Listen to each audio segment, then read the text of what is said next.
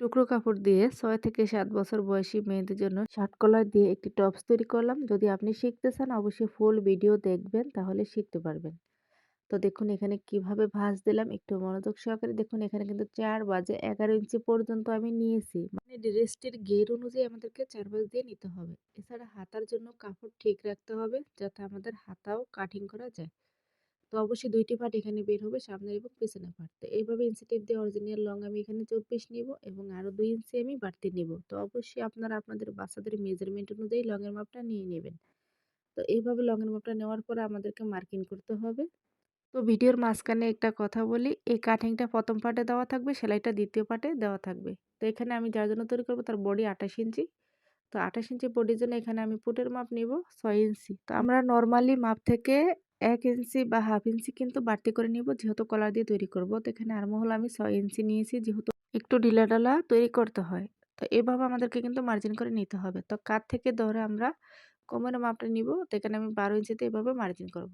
তো স্কেল দিয়ে আমাদেরকে মার্জিন টেনে নিতে হবে। তো এখানে আমরা বডির মাপ নিয়ে নিব। তো বডিকে ৪ ভাগের ১ অংশ করে এখানে নিব এবং আরো ১ থেকে ১.৫ ইঞ্চি আমরা বাড়তি নিয়ে নিব। তো আপনারা এখানে কখনোই ফিটিংস মাপটা নিবেন না।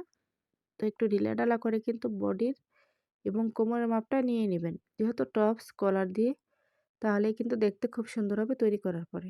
তো দেখুন এখানে শেপ কাট দিয়ে এভাবে আমাদেরকে মিলিয়ে নিতে হবে। তো এখান থেকে আমরা ৩ ইঞ্চি উপরে আরেকটা মার্জিন করব। তো এইভাবে একটু শেপ দিয়ে দিতে হবে। আশা করি একটু মনোযোগ সহকারে ভিডিওটি দেখলে আপনারা শিখতে পারবেন। তো এখানে গলার পাশে ২ ইঞ্চি ২ সুত পরিমাণ আমি নিয়ে নেব ২৮ ইঞ্চি বডির জন্য। তো আমরা গলার লং নিব, সামনের গলার লং এখানে ৩ ইঞ্চি নিয়ে নিব।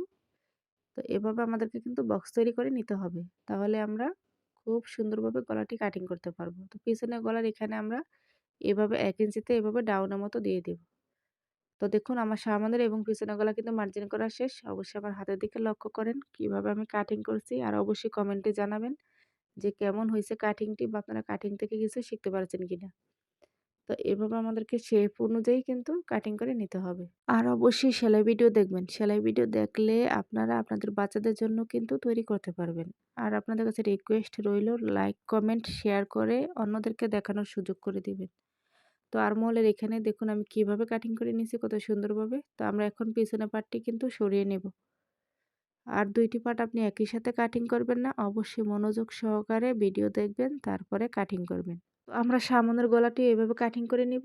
তো সামনের বুকের অংশে কিন্তু ফাড়া হবে। তো দেখুন এই অংশটা আমাদেরকে খুলে নিতে হবে। টপসের সামনের পার্টটি আমি এখানে আলাদা করে নিয়েছি। তো অবশ্যই আপনাদের কাছে রিকোয়েস্ট রইলো, এই ভিডিওটি লাইক, কমেন্ট, শেয়ার করে অন্যকে দেখার সুযোগ করে দিবেন, যাতে আমরা সবাই ভালো কিছু শিখতে পারি।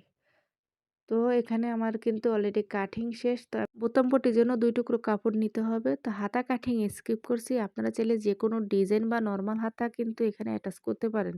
আর ২য় পার্টে কিন্তু সেলাই থাকবে।